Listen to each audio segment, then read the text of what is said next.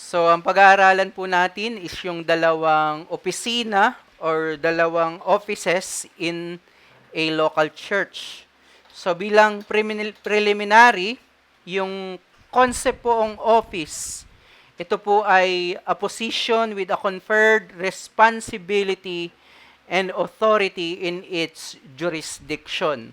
Ibig sabihin po, kapag sinabi nating opisina, hindi lamang po ito ordinaryo na member, kundi po yung opisina ay mayroon pong limited, ang ginagamit ko pong language dito ay limited authority. Ibig sabihin po, ito naman po ay hindi absolute, pero po ito ay authority pa rin, kahit hindi siya absolute. At ito po ay mababasa natin, yung term na office, is mababasa po natin sa 1 Timothy 3 verse 1. So, hindi na po natin yun babasahin, pero dun po natin makikita yung concept ng office or opisina. Ito po yung mga nangunguna. At makikita natin paano ba sila itinatalaga, ano ba yung mga kwalifikasyon nila. So, yun po yun. Sabi ni John Owen sa kanyang works, volume 4, sabi ni Owen, dinefine niya yung office. An ecclesiastical office is a special power given by God, by Christ, unto any person or persons for the performance of special duties belonging unto edification of the church in a special manner. So, yung sabi ni John Owen, kagaya nung sinasabi rin ng Timothy, ito daw pong ecclesiastical office ay special power, not intrinsic dun sa person, but given. Ibig sabihin po, yung power, yung authority is derivative from Christ. Hiram lamang po, hindi intrinsic or hindi natural. Hindi sa person yung authority, kundi derived from the rule of Christ. At sabi doon, in a special manner, doon sa mga limited doon sa kanyang duties. So there are two resident offices in a local church na tinuturo po ng Biblia. While sa Ephesians 2:20, apostles and prophets were the foundational offices in the church. Di ba sabi doon ni Apostle Paul na yung iglesia ay founded sa ministry ng mga prophets and apostles. Pero tandaan po natin, madiscuss lang natin ng short, yung pong mga opisina po ng prophets and apostles, these were foundational. Ang ibig sabihin po nito, itong mga office na ito ay revelational. Ibig sabihin po nun, yun po ay para makumpleto yung salita ng Panginoon. Kaya siya ay foundational sa church. And dahil kumpleto na yung salita ng Panginoon, hindi na kailangan yung opisina ng propeta at ng mga apostol. Wala na pong modern prophet and apostles. Meron po mga false prophets, mga false apostles. Pero sa Bible, dalawa na lamang po yung naiiwan na opisina. There are now only two perpetual offices in the church. Ito po yung mga pastors and deacons. Dahil sila yung magme-maintain ng kaayusan sa iglesia. Sabi po ng ating Confession of Faith, 26, di ko po nailagay dyan, na mali po yung pagkakalagay po. Pero sa chapter 26 po yan. Sabi dito, a particular church gathered and completely organized according to the mind of Christ consists of officers and members, and the officers appointed by Christ to be chosen and set apart by the church, so-called and gathered, for the peculiar administration of ordinances and execution of power or duty, which he entrusts them or calls them to be continued to the end of the world, are bishops or elders and deacons. So tandaan po natin, naniniwala po tayo sa Biblia na itinuturo rin ito ng confession natin ng 1689 na mayroon lamang dalawang office. Ito po yung pastors and deacons. Tandaan po natin na yung usage po ng bishops and elders, pastors, are regarded by the confession as interchangeable. So, yung presbyter, elder, pastor, bishop, yan po ay mga interchangeable na mga terms na nagpe-pertain lamang sa isang opisina, either elders or pastor. At tandaan, mapag-aralan po natin yan maya-maya. So, paano po ba na-ordain into office ang mga officers natin? Sa Acts 6, basahin po natin yung Acts 6, verse 5. Ito po yung mga unang mga deacons. Acts 6, makikibasa po. This word pleased the whole congregation, and they chose Stephen, a man full of faith and of the Holy Spirit, and Philip, Prochorus, Nicanor, Timon, Parmenas, and Nicholas, a proselyte from Antioch. Yon. Yung context po niyan, ang sabi po doon sa Acts 6 verse 1, in those days, yung daw pong mga disciples were multiplying in number. So dumadami yung mga number ng mga mananampalataya. At may mga Hellenists against the Hebrews. Sabi doon, because their widows were being overlooked in the daily serving of food. May pangangailangan, yung pangangailangan ng mga balo or ng mga widows. Sabi doon, so the 12 summoned the congregation of the disciples and said, "It is not pleasing to God for us to neglect the word of God in order to serve tables." So naitayo po, well, hindi pa ito kompleto, pero ito na yung paunang na disenyo ng Panginoon na magkakaroon ng mga diakono out of need. 'Di ba yung mga yung 12 disciples, ang mga apostles, sila yung nangangaral ng salita ng Diyos. Ang sabi nila, hindi daw good, hindi please sa Panginoon na makalimutan nila yung pangangaral ng salita ng Diyos at ma-burden masyado doon sa pangangaral ng salita ng Diyos dahil sila pa yung magpapakain doon sa mga widows. Kaya kinailangan na magtalaga ng mga unang deacons. Yun yung binasa. So ito po yung unang mga deacons, sila ay itinalaga. Sabi again ng ating Confession of Faith 26.9. So yung ordination po, the way appointed by Christ for the calling of any person, fitted and gifted by the Holy Spirit unto the office of bishop or elder in a church, is that he be chosen thereunto by the common suffrage of the church itself.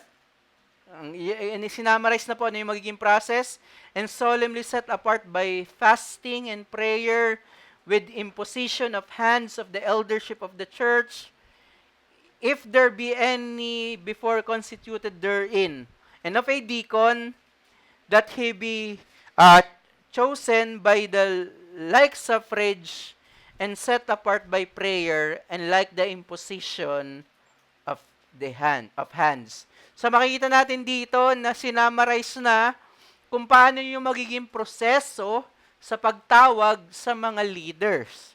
Sila daw ay qualified, called by God, given by consent by the church, called by God. Sila po ay person fitted, ibig sabihin qualified, gifted by the Holy Spirit, elder, bishop. At sabi doon, magkakaroon ng suffrage, ang church magkakaroon ng botohan, nagkakaroon ng votation. Kaya sabi ng 1 Timothy 4:14, sabi dito, "Do not neglect the gift that is in you, which given you by prophecy, with the laying on of the hands of the eldership."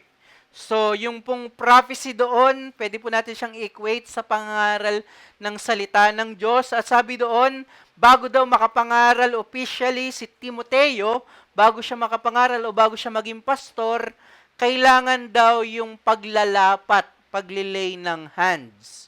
So, yung pong laying of hands ay special Posture, hindi dahil kagaya ng mga charismatic na parang may energy ball. Diba sa charismatic, lay hands. Tapos parang may power yon, may kuryente na lalabas at gagaling yung may sakit or bibigyan ng power. Hindi po ganun. Yung pong laying of hands ay ordinary po yun. Wala pong power yon, pero yun po ay posture ng power po. Posture lamang siya. So ito po ay ang background po ng laying of hands ay precedent po nito is yung recognition kay Joshua. Moses' public recognition of Joshua, it was a form of commission. Sa New King James ay inaugurate, itinatalaga. So kaya po tayo ay nagtataas din ng kamay, mga posture yon. Walang special po doon. Hindi dahil mas mababa yung iyong tinaas sa benediction or sa doxology, mas mababa yung grace. Hindi, wala yung power, wala. Yun ay posture lang ng worship. At dun po sa laying ng hands sa mga leaders, yun ay posture ng commissioning or inaugurating. Itinatalaga yung mga leaders kagaya ng ginawa ni Moses kay Joshua. It involves the physical act of laying on of hands with the spiritual meaning of consecration into office. These are the only positions in the church that are entered into by ordination. So, ordination presumes the recognition of the church. Yun po yung keyword. Recognize, consent. Ibig sabihin po, hindi po ibig sabihin na galing po sa church yung authority ng mga deacons and pastors. Yun po yung lilinawin natin ha. Hindi po galing sa church yung authority ng deacons and pastors. Ang binibigay lang ng church is recognition, consent. So ito po yung pagkakaiba ng mga Presbyterian sa Congregationalist. Tayo po ay considered Congregationalist technically, but with slight nuance and difference. Sa Presbyterian, ang authority nila ay nasa presbyter. Kaya ang tawag sa kanila ay Presbyterian. Yun po yung form ng government nila. May mga bishop, may mga group of presbyter, bishops, at sa kanila manggagaling yung authority. Lahat ng act ng church ay sila daw ibinigay yung keys. Totoo po yun. May part na truth yun, pero itinuturo din ng Biblia na dalawa po yung authority that consists the church. Una po, di ba kanino po ibinigay yung discipline and evangelism? Di ba? Go to all the world, make disciples. Binigay po yun sa apostle, but as representative of the church. And then sa Matthew 18, sino yung magdidiscipline? Hindi po yung pastor lamang. Kanino po ibinigay yung keys of the kingdom? Na yung, kung ano daw yung i-bind dito sa church, ay ibabind din sa langit. At kung ano yung ilulus, pertaining to excommunication, ay ilulus din sa heaven. Hindi yan ibinigay sa authority ng pastor. Ibinigay yon sa authority ng church. So, kailangan nating makita na hindi nagmumula sa pastor yung authority ng church. And the same way, hindi nagmumula sa church yung authority ng pastors and deacons. Babalikan po natin yung pangangaral. Always mediated by Christ. Kaya yun yung pinakita ko kanina. Hindi absolute yung authority ng elder and deacons. Yun ay derivative from Christ.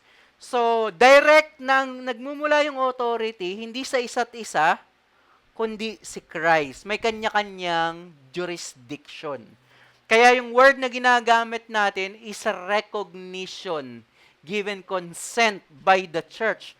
While mayroong suffrage as recognition, hindi nun ibig sabihin na galing sa church yung authority. Galing kay Christ yung authority, recognized by the church. Hopefully, clear po tayo doon. So, ordination presumes the recognition of the church. Pero meron tayong qualifier pa rin, while recognition is done by the congregation, ordination is normally by eldership. So, ang magle-lay hands po, kaya po yun po yung mga text, ang magle-lay hands po, while recognized by the whole church, pero doon sa ordination mismo, yun ay done by the officers. Kagaya po, ang ginagawa po ng mga churches, di ba, mag-i-invite sila ng ibang mga pastors at sila yung magle-lay hands. So, yun po yung biblical na practice. While recognized by the church, pero doon sa celebration ng ordination, it is done by the eldership or sa konteksto naman ng deacons, pwedeng yung mga deacons din yung mag-lay hands. So, unahin po natin is the office ng diaconate, serving and supporting office. So, while yung lahat po ng babanggitin ko po dito ay hindi ako, mayroon po akong mga reservation, pero ipe-present ko na rin po sa inyo yung may mga iba't ibang mga views, pero hindi naman life-changing yung mga differences. So, pwede naman tayo mag-disagree doon sa mga differences na ito. So, binasa na po natin yung Act 6. So, ang babasahin po natin is yung 1 Timothy 3, verses 7 to 13. Makikibasa po. 1 Timothy 3, 7 to 13.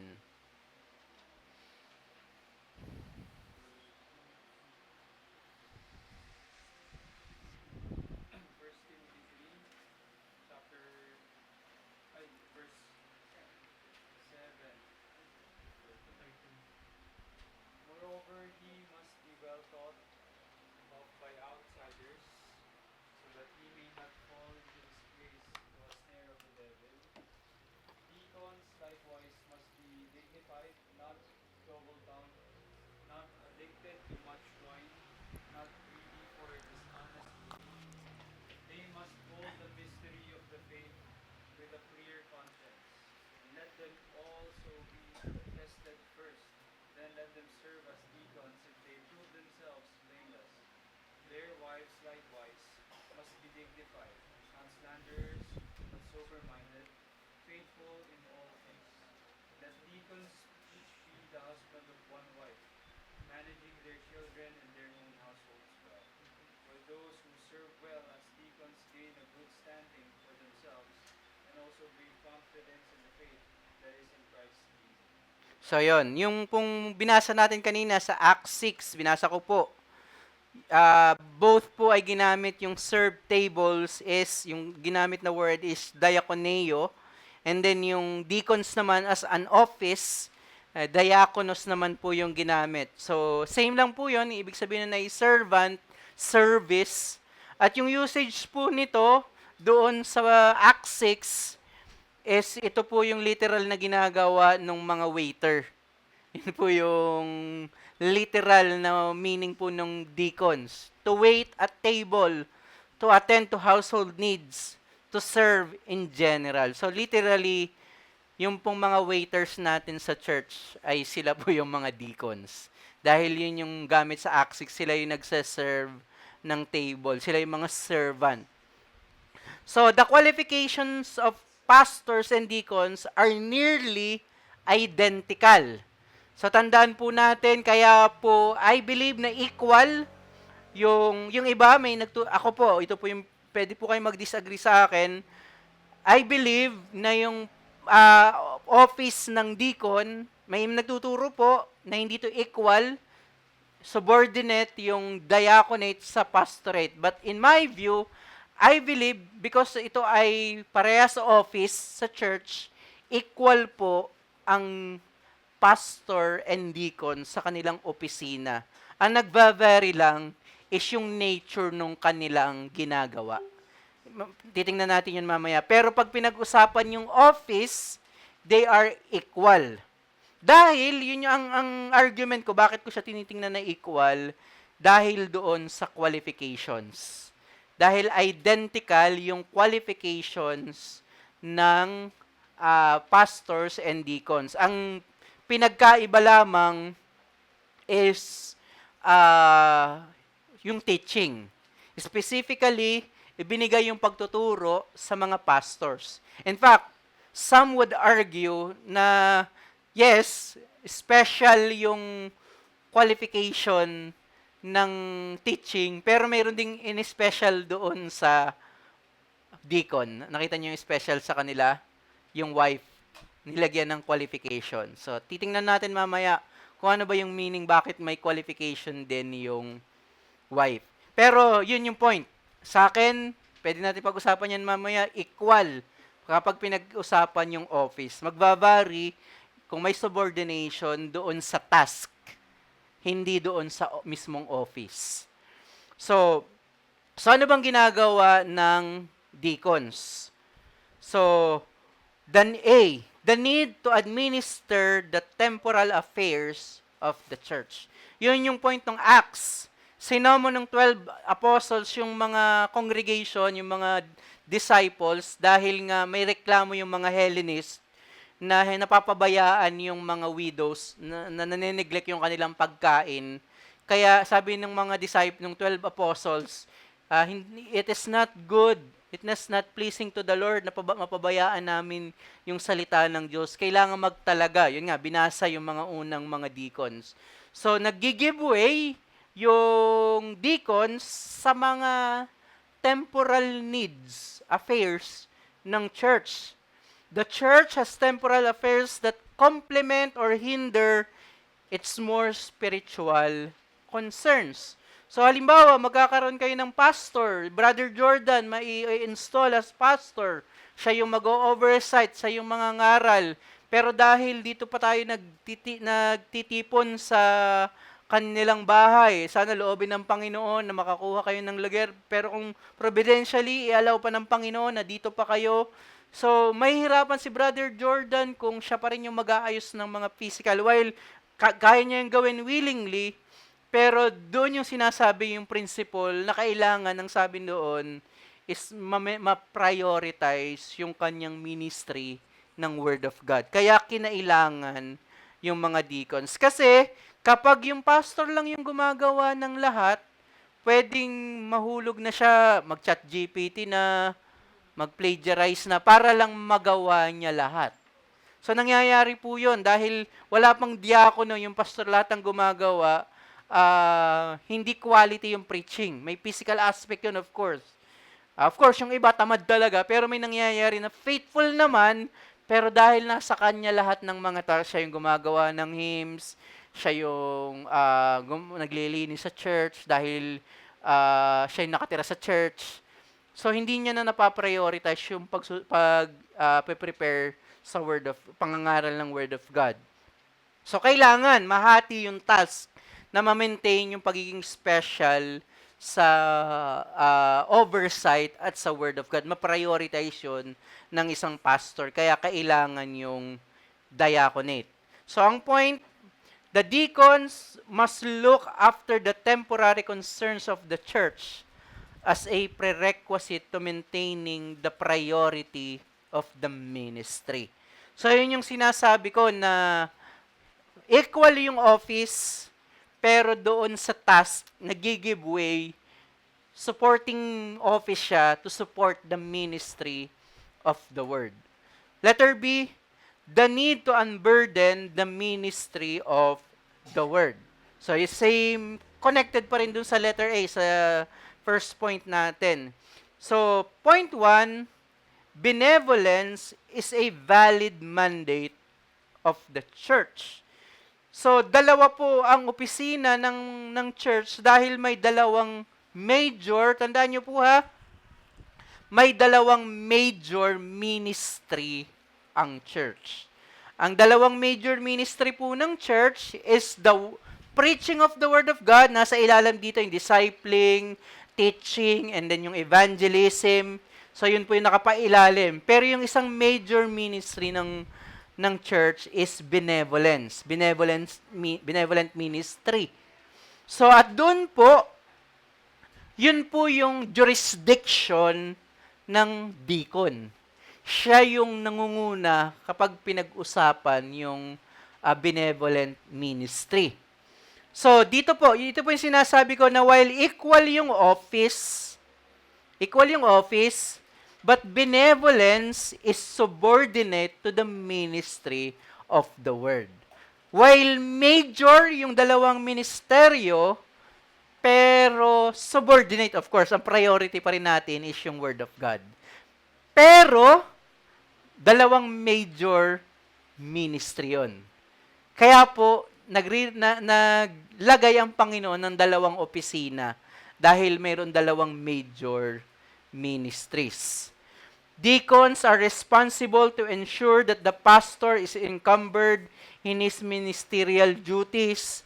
By extension, deacons must be sensitive to the practical equipment of the pastor for his ministry.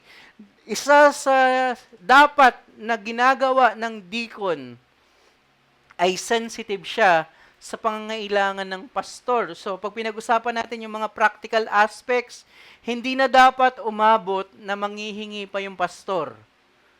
While hindi naman po yun masama, pero dapat ay sensitive. Dapat ang nagtatanong, pastor, meron ka bang kailangan, ano ba yung pwede nating, pag nakikita mo nagkukulang. So, dapat ang diakono ay sensitive sa pangangailangan ng pastor.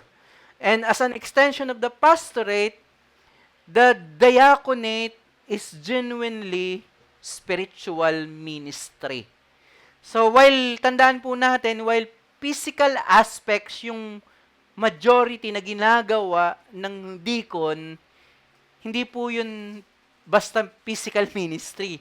Yun din po ay spiritual primarily.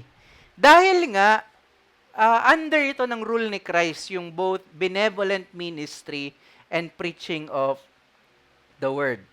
Ang commentary ng Baker's exegetical doon sa sinabi ni Paul na full of wisdom and spirit, sabi ng Baker's, the words full of the spirit and wisdom is evidently referred to guidance by the Holy Spirit and skill in administration and business, which singly and together are so necessary in Christian service.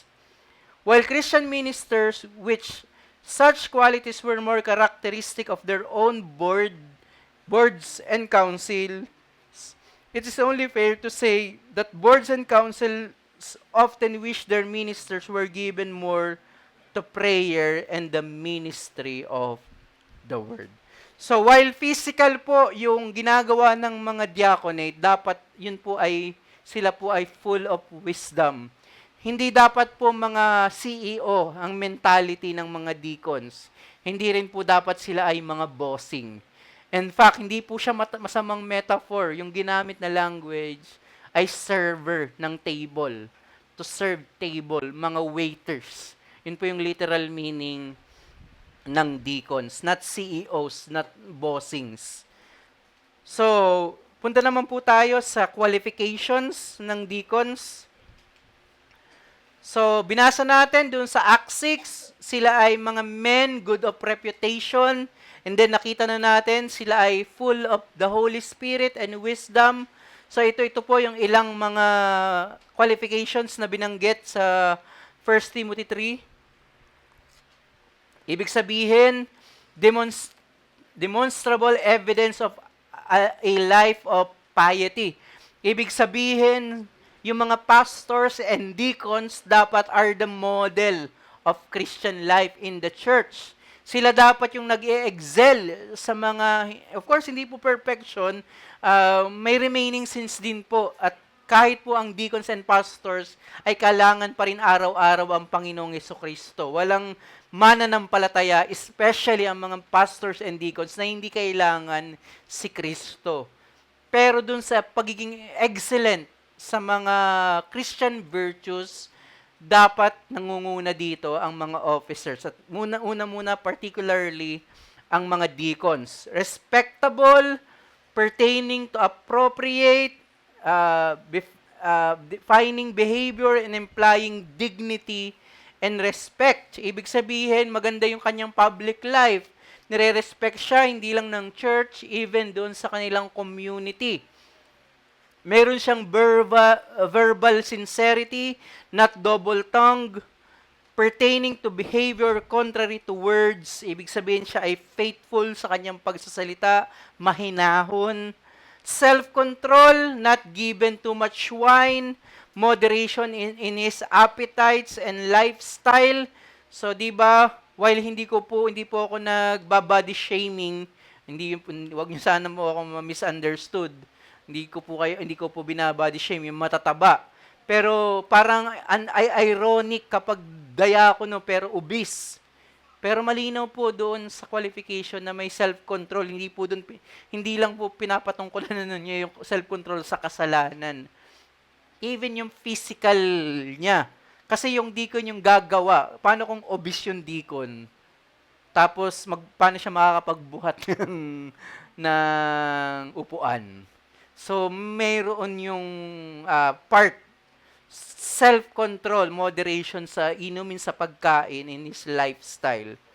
Pero isa sa pinakamahalaga din is yung financial integrity, not greedy for money. Napaka-relevant po pag pinag-usapan po yung pera dahil yung pera po, 'di ba, yung pinoint natin kanina, iniingatan ng diakono yung pagiging spiritual ng ministry of the word. Dapat po yung mga asawa ng pastor at ng pastor ay wala silang kinalaman.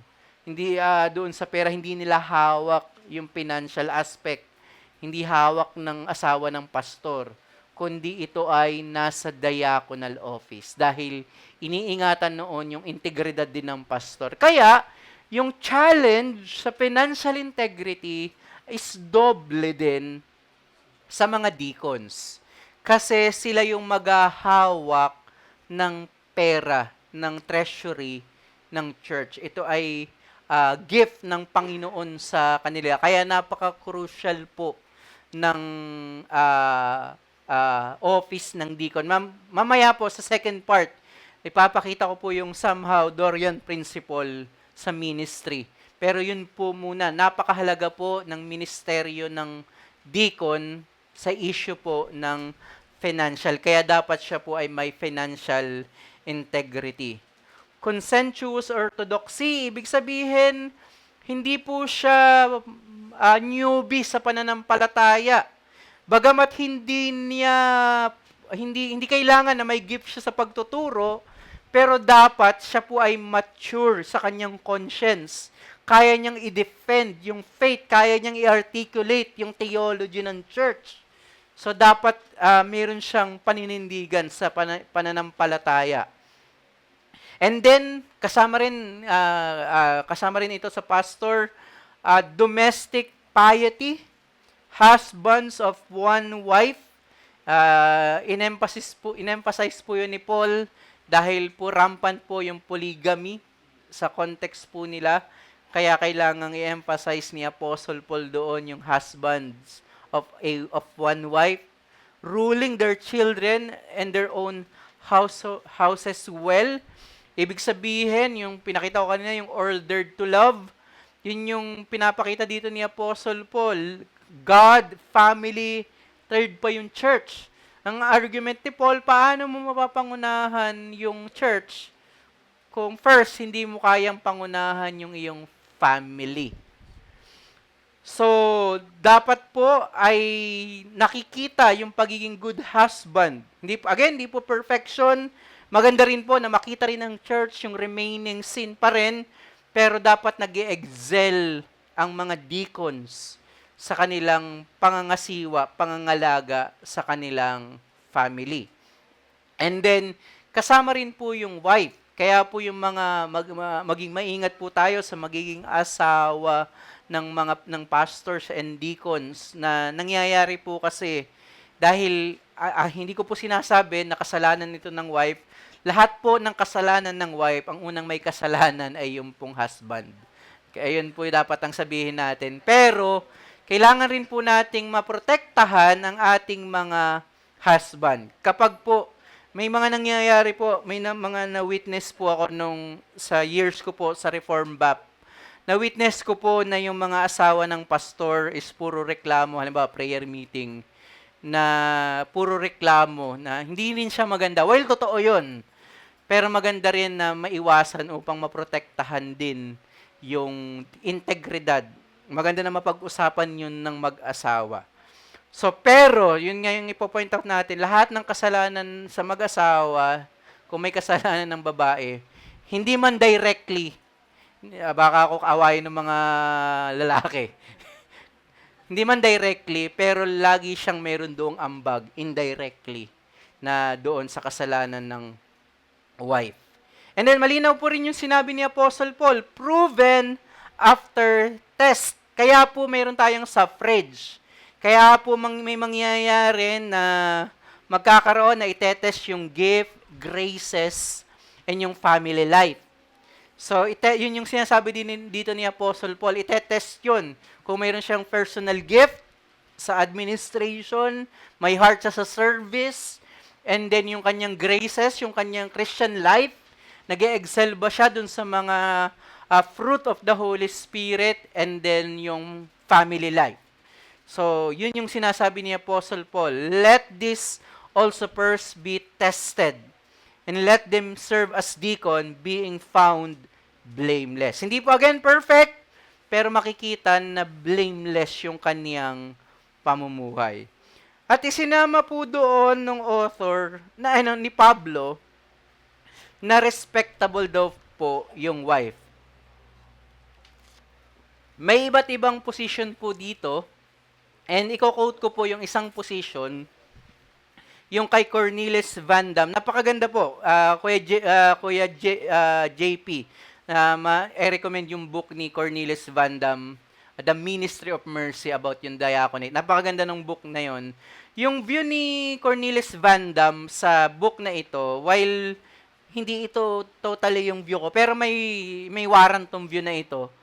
Sabi ni Cornelius Van Dam, quote ko po, bakit mayroong qualification yung wife, na sinabi na respectable yung wife. Yung point ni Van Dam, sabi niya, because deacons were entrusted with caring for the poor, who often included widows and women who were ill, it is likely that the wives of deacons would assist their husbands under diaconal supervision in meeting some of the needs that could best be met by a woman, especially if the congregation had no female deacons. So, may church din po na naniniwala sa female deacons. By engaging in this work, a deacon's wife would, i-discuss po natin mamaya yung issue ng women deacons. By engaging in this work, a deacon's wife would undoubtedly become privy to much intimate knowledge of those who are being assisted. It was before imperative that she be dignified, not a gossip, sober-minded, and faithful in all things. So, para kay Van Dam, Cornelius Van Dam, kaya daw po binigyan ng qualification ni Apostle Paul yung wife, is dahil nga yung pangunahin hindi ba ipoprovide yung need ng mga poor and ng mga widows. And sometimes, ididil din spiritually yung mga babae. Yung para kay Van Dam, yung need ng babae, dapat babae rin yung kumausap. Or, yun yung point ni Cornelius Van Dam. May warrant po yun. Pwedeng yun po yung view natin. Pero, for me, yung view ko po is galing kay Sam Waldron. Pinaliwanag niya ito. Hindi ko po kayang ipaliwanag kung paano niya ipinaliwanag dahil hindi naman po ako Sam Waldron. Pero yung summary ng kanyang explanation, doon daw po sa Greek, yung Greek na articulation ni Apostle Paul, na yung wife daw doon is wife in general, not particular sa deacon's wife or sa pastor. Kundi ang sinasabi ni Sam Waldron, yung wife daw doon is general women in the church, mga wives. Kasi ano ba yung ginagawa ng mga wives, 'di ba, sa mga practical pagluluto, pagkikicare sa mga bata, Sunday school, mga practical things. So sabi ni Sam Waldron na yung ministry ng mga babae, yung mga practical things na ministry ng mga babae, paglilinis, is under sa diaconal office. So, yun naman yung view ni Sam Waldron na mas pabor ako doon. Pero may warrant din. Hindi naman siya life-changing, pero pwedeng gano'n natin tingnan yung qualification ng mga wife. So, pwede natin pag-usapan mamaya yon. And then, promised favor, good standing.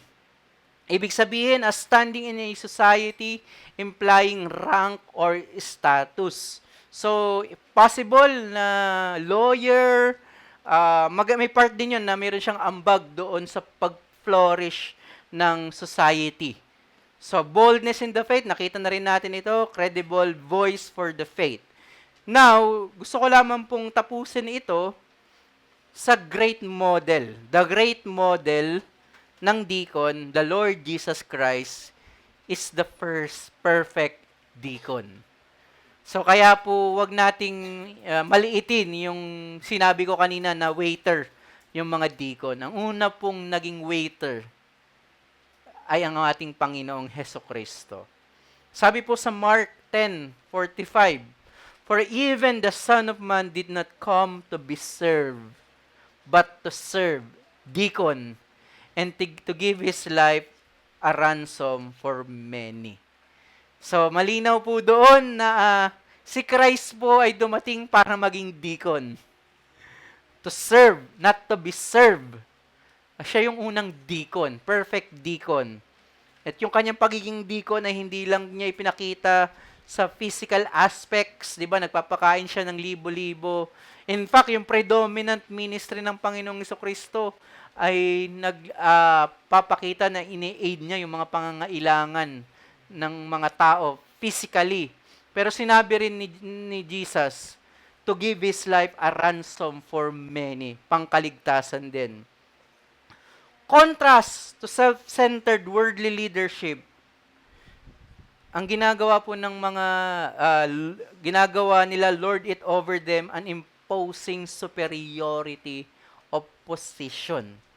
Kaya nga, minsan tinatawag yung mga deacons na board of demons dahil sila ay mga authoritarian. Sila ay nagkocontrol sa pera ng church. Walang question, basta ang deacon ang gumastos, sila yun. In fact, may church po na deacon talaga nagdi-decide even sa kung ano yung gagawin ng pastor. Nangyayari po yan. Orient service deaconing to sacrifice. Whoever desires to become great among you, sabi ni Jesus, you shall be your servant. So bago maging leader, cliche na to, servant leader, pero truth pa rin yun. Yun yung ginawa ng Panginoong Hesukristo. Base Christian service on Christ's ransom sacrifice. Yung motive ng isang deacon dapat is yung sakripisyo ng Panginoong Hesukristo, then as a pattern of service. Again, kagaya ng pinakita ko kanina, yung triangle principle, yung mga diakono, una sa lahat, ay dapat ang kanyang pangunang ay hindi ultimately mag-serve sa mga tao, kundi yung service niya ay act of service to Christ. And then mas mag-excel siya doon kung ganun yung kanyang motivation. So ang main principle natin for this lesson, as an extension of the ministry of Jesus Christ while He was on earth, the diaconal office is a spiritual office aimed at aiding the physical needs of the church, especially those who are in need. So tandaan po natin na yung pastors and deacons are the hands of Christ. Ito yung extension ng office ng Panginoong Jesucristo. Di ba? Nung ang Panginoong Jesucristo ay nag-ministry dito sa lupa, laging dalawa po ang kanyang ginagawa. Ano yung kanyang ginagawa? Nangangaral siya ng salita ng Diyos, pero hindi yun hiwalay sa kanyang pag-aid ng physical needs ng mga tao. Nagpapagaling siya, di ba? Nagpapakain siya ng mga maraming tao. Ibig sabihin, makikita niyo na yung pastors and deacons ay ang dalawang kamay ng Panginoong Hesukristo na nangangalaga sa iglesia. Ganon dapat natin tingnan ang opisina ng pastors and deacons. So, diaconal office and the ministry of the word. In Acts 6, nakita natin, the apostles should focus themselves on prayer and word, and the aid for this is the diaconal office. This shows us the two major ministries of the church, the word of God and benevolence. At kagaya ng pinakita ko kanina, these two ministries are the extension of Christ's ministry. So, ang point po natin, ito po ay yung kanyang dalawang kamay. So, sabi ni Cornelius Van Dam, Christ in heaven continues His work on earth through the deacons who represent Him in His care for the needy. So, yun pala. Kapag pala may faithful deacon, yun ay faithfulness ng Panginoong Jesucristo sa kanyang church. Kaya sa Ephesians 4, di pa, sabi ni Paul, nung nag-ascend si Christ, He gave gifts to the church. So, gift, yung mga deacons, hindi sila curse, sila ay gift. Kaya malungkot po pag nangyayari sa isang church, lalo pag lumalaki yung church, na napupoliticize, na instead na maging masaya, na may i-install na deacon, nagiging politika, ako dito, nagiging hati yung church. At malungkot kapag na-install yung deacon na yun, yun po ay mali. Kasi kung may gift ka na tatanggapin, ikaw ay masaya.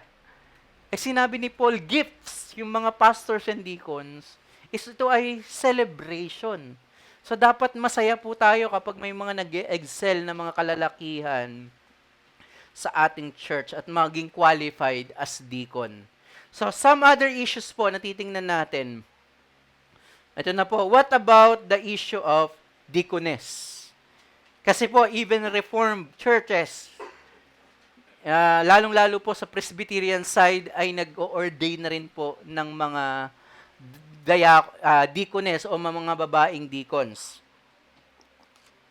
Ito po ay galing, yung argument na ito, it is argued from the use of sakonov or diakonos, feminine, patungkol po kay Phoebe. Tinawag po si Phoebe na servant or deacon. So, kaya may conclusion na naging deacon si Phoebe ng church, female deacon. The issue revolves on whether the diaconal office exercises authority in the church. So, kailangan nating makita na yung office ay may authority yon. So, yun muna yung ating number one premise. Nagaling sa Act 6, office siya, therefore, nag-exert siya ng authority. So, yung logic, kung si Phoebe ay deacon, may authority siya. Pero magkokontra yon sa sinabi ni Apostle Paul, na di ba dapat manahimik yung mga kababaihan, hindi dapat sila mag-exert ng authority sa church. So, the fact that the office is parallel to eldership suggests strongly the presence of authority. So, paano yun? Di may authority si Phoebe. So, Paul exhorts submission to specific men who exercise diaconal functions. So, this will have to be weighed against apostolic prohibition of female authority in the church. So, mabigat po yung, kung i-assume natin, maniniwala na tayo na, yes, kung deacon nga, officially si Phoebe, therefore, marami kang i-adjust na text. Mali na si Apostle Paul na yung authority ay manggagaling lamang sa lalaki, na wag dapat mag-exert ng authority ang mga kababaihan. Hindi pwedeng ganun na mali si Apostle Paul. Mali na rin yung Word of God. So, nagkakamali pala yung Word of God. Pero, tandaan natin, ito po yung point. Kagaya ni Phoebe, si Lydia, ganun din yung case. There may be women in the church who exercise diaconal gifts and functions. But the office is only for qualified men. So, kaya ko po nabanggit yung position ni Waldron na totoo na pwedeng may mag-excel na mga kababaihan sa diaconal function. Na nag-excel sila sa, halimbawa, secretary or treasurer. Di ba, supposedly, gawain yun ng deacon, pero accountant yung babaeng yun. So, pwede siyang tumulong doon. In that sense, nagpa-function siya as deacon. Yun yung point kay Phoebe. But not as office. Under pa rin siya doon sa office ng diaconate. So, sana po malinaw yun. So, wala pong official na babaeng deacon. Pero mayroon pong function. Kasi nga, hindi natin maitatanggi pagdating sa practical matters, mas detalyado yung mga kababaihan. Yung mga kalalakihan, kung saan-saan ilalagay yung mga gamit. Totoo po yun, reality yun. Pero yung mga kababayan, generally, mas order sila kapag dating sa mga practical things. Kaya, napaka-realistic nung sinasabi natin dito ni Apostle Paul, nung tinawag din na deacon si Phoebe, in function, not in office. And last issue, is the diaconate a preparation for the pastorate? Kapag ba naging deacon, ito ay one step, and then second step ay pastor. So tandaan po natin, kaya ko po ini-insist that the pastor and the diaconate are parallel offices, not ladder structured. So equal po in office. So paano ko po i-illustrate na equal in office? Kapag po pinag-usapan yung issue ng benevolence, yun po ay nasa under the jurisdiction of the deacons. Well, pwede niyang i-inform yung pastor sa kanyang ginagawa, hindi lagi magpapaalam yung deacon sa pastor sa gagawin niya. Kaya yung deacon ay nirecognize ng church, may trust yung church, na gift yun ni Christ, may trust sila sa wisdom ng deacon. Ito po ay true to life na nangyari sa akin noong sa former church ko. In fact, nung umalis ako sa former church ko, na Reform Bap din, akala nila yung mga deacons yung dahilan dahil lagi ko pong binabangga yung mga deacons. Twice na pong nangyari na namatayan kami. Yung isa po bina-Bible study ko, yung isa ay hindi. Ang issue po ay para lang po mayroong actual situation na kapag nagkamali yung deacon is malaki po yung epekto. May bina-Bible study po ako, siya po ay abnormal yung kanyang katawan, pilay po siya, tapos payat yung kanyang mga kamay, yung kanyang katawan, tapos siya ay pilay. So, maliit yung kanyang katawan, pero yung kanyang mind normal po. Kaya kami nagba-Bible study. In fact, ang pangalan po nun ay Ron, for membership na po yun. Nagsulat na siya ng testimony niya, may naisulat na po, send na po sa akin, naisulat niya sa kanyang sulat kamay na ang gulo nga ng sulat, pero nandoon yung gospel. Ang nangyari po, na emergency siya ng Friday, dapat, ang gagawin, maglalabas na ng pera yun, life-threatening yun eh. Ito, while tinitingnan natin ito na under lahat ng providence ng Panginoon, nangyari namatay siya, ay part pa rin ng providence, pero ang tinitingnan natin is yung practical, realistic. Dapat maglalabas ng pera yung deacons ng Friday na emergency, pero ang ginawa ng mga deacons is nag-antay sila ng meeting ng church bago maglabas ng pera.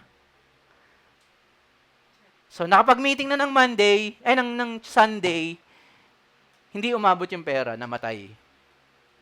So, dahil, hindi ko sinisisi po yung mga deacon kung bakit namatay yung si Ron. Pero makikita nyo doon, napakahalaga po. And then may isa pa rin yung mayroong problem sa kidney. Same day. Friday din na humihingi ng tulong.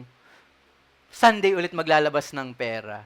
So kaya ko po naikwento yun, mayroon dapat pong, dahil siya ay authority, kapag ganitong life-threatening yung situation, may wisdom po dapat yung deacon. So, tsaka na lang ipag-usapan. Halimbawa, malaki yung inilabas, kung kailangan, tsaka na lang pag-usapan. Pero yung mga halimbawa yung 5K pababa, pwede na yung ilabas ng deacon. Pero yun nga, yung mga ganong life-threatening emergency siya, hindi kailangan mag-antay ng meeting. Kaya ka inilagay sa office na yun para mayroon ka kakayahan na mag-decide. In the same way na yung pastor, hindi siya magtatanong sa church, ano bang gusto ko niyong i-preach ko? Siya yung magdi-decide doon. Same, na pag mayroong ganong pangyayari emergency, may wisdom doon na kailangan ko maglabas ng pera. So, napakahalaga po nung ah, issue na yun. So, kaya ko po nabanggit na hindi po siya subordinate office, but equal. So, may kakayanan siyang mag-decision sa issue ng pera. Again, sabi ni Cornelius Van Dam, the diaconal ministry is separate from the elders' ministry of the word. Both are ministries of the risen and ascended Christ. He continues his work on earth through the labors of the deacons. Since both elders and deacons are in Christ's service, the office of deacon is not lower than of the elder.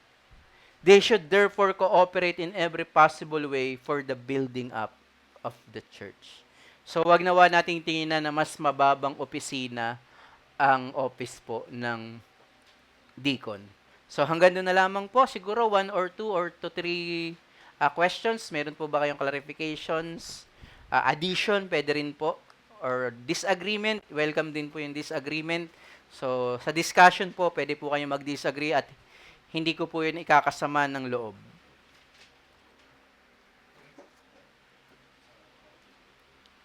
Sige po, question, clarifications. Sige, Sister Steph.